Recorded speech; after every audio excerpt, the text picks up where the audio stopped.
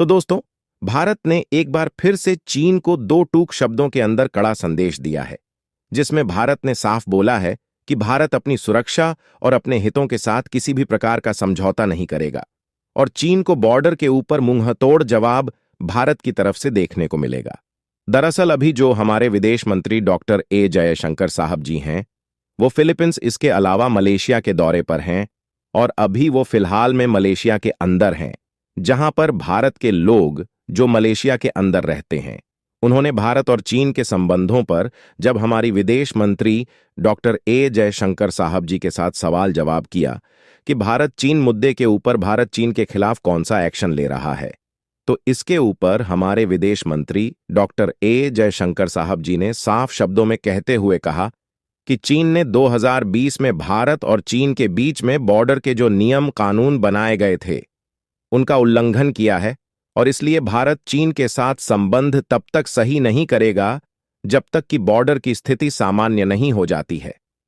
जब तक चीन के साथ हमारा सीमा विवाद है, तब तक चीन के साथ हमारे बॉर्डर के ऊपर भारतीय सेना तैनात रहेगी और चीन की तरफ से किसी भी प्रकार की चालबाजी करी जाती है तो भारत इसका मुंहतोड़ जवाब चीन को देगा। और स्क्रीन के ऊपर आप सभी इसका स्क्रीनशॉट भी देख सकते हो, जिसमें आज सारी जानकारी दी गई है। और मलेशिया के अंदर से विदेश मंत्री जयशंकर साहब जी ने चीन को साफ बोल दिया है कि चीन ने सीमा के नियम कानून तोड़े थे 2020 में, जहां पर भारत और चीन के बीच में रक्तपात भी हुआ था और भारत इस घटना को भूला नहीं है। इसलिए भारत अपनी सीमाओं की सुरक्षा के साथ किसी भी प्रकार का समझौता नहीं करेगा और जब तक चीन के साथ बॉर्डर के ऊपर भारत के हालात सामान्य नहीं हो जाता है, तब तक भारतीय सेना ऐसे ही चीन और भारत के बॉर्डर की सुरक्षा करती रहेंगी। तो दोस्तों, आप सभी जानते हो कि आने वाले समय में भारत के विमानों क्षेत्र का बहुत ही ज्यादा विकास होने वाला है, क्योंकि अभी हाल ही में भारत के जितने भी एयरलाइंस हैं, उन्होंने बड़े बड़े ऑर्डर देना शुरू कर दिए हैं, वो भी अमेरिकन। और इसके अलावा फ्रांस का कंपनी एयरबस और बोइंग को इसको लेकर भारत की तरफ से कम अभी 1000 प्लेन के ऑर्डर दे दिए गए हैं, जो कि विश्व में अब तक के सबसे बड़ा ऑर्डर भारत की तरफ से प्लेस किया जा रहा है। एक साथ भारत $200 बिलियन के आसपास के हवाई जहाज खरीदने वाला है, परंतु भारत सरकार की ऐसे समय में और इतने बड़े ऑर्डर को देते समय में एक बड़ी महात्माकांक्षा है, और वो यह है कि इन जहाजों को हम सीधा विदेशों से ले लेंगे तो भारत को कोई फायदा नहीं होगा। ना तो भारत को इन जहाजों को खरीदने से रोजगार मिलेगा और ना ही किसी भी प्रकार का लाभ हम ले पाएंगे, क्योंकि विदेशी कंपनियां इन जहाजों को बनाने की जो तकनीक है वो भारत को देना ही नहीं चाहता है। तो भारत ने सोचा हम $200 बिलियन हम फ्री में क्यों फूंक दें और भारत को ये जहाज भी नहीं मिल पाएंगे। परंतु भारत सरकार ये चाहती है कि भारत को ये जहाज तो मिले, साथ में एक फाइनल असेंबली लाइन भी हो, भारत के अंदर भी इन जहाजों को कंपनियां बनाने की खोली जाए। जी हां, आप सभी ने सही सुना।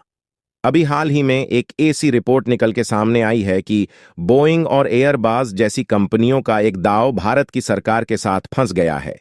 क्योंकि भारतीय सरकार चाहती है ये कंपनियां इतने बड़ी संख्या में भारत को जब अपने विमान बेचेंगे तो अपने विमानों को इनको भारत में ही बनाना होगा, जिससे भारत में सबसे पहले तो रोजगार उत्पन्न होगा। इसके अलावा इतनी बड़ी बड़ी कंपनियां जब भारत के अंदर मैन्युफैक्चरिंग करेंगे तो भारत के वैज्ञानिक को जहाज बनाने की तकनीकी विशेषज्ञता हासिल हो पाएगी, जिससे भारत आगे आने वाले समय में खुद के ऐसे ही परिवहन करने वाले बड़े बड़े विमानों को भी बना सकता है। फिलहाल में भारत की तरफ से आने वाले समय में कम से कम 2000 ऐसे प्लेन का ऑर्डर देने की संभावना है आने वाले 20 साल के अंदर। इसीलिए भारत सरकार चाहती है कि आने वाले समय में इन जहाजों की फाइनल असेंबली लाइन भारत के अंदर भी लगाई जाए और यह जहाज को भारत में ही बनाया जाए।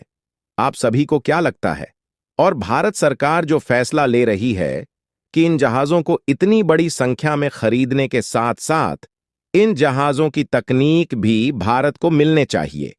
और ये जहाज भारत के अंदर बननी चाहिए, तो क्या भारत सरकार का यह फैसला सही है या फिर गलत? कमेंट बॉक्स में जरूर